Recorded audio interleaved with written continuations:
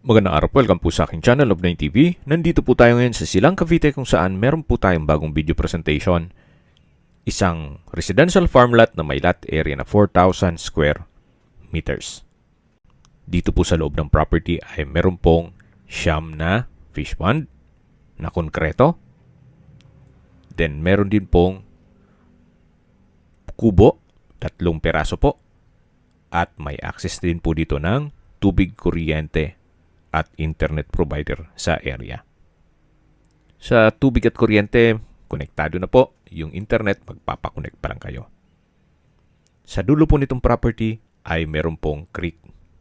At dito po sa palibot ay meron pong mga fruit-bearing trees.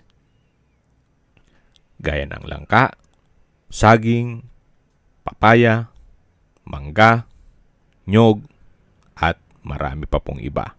May banyo na rin po pala dito.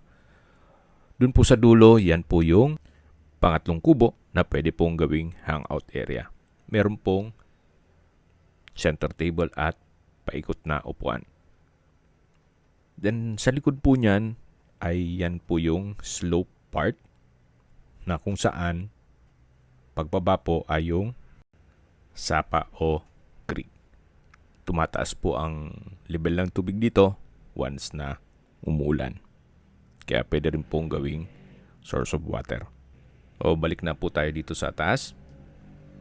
Tunghayan nyo po itong napagandang lupain kung saan napakatahimik po ng lugar, sariwa ang hangin, at malamig po ang klima. Ito po yung nasa mataas na lugar. Ang estimated elevation above sea level ay 1,127.3 feet.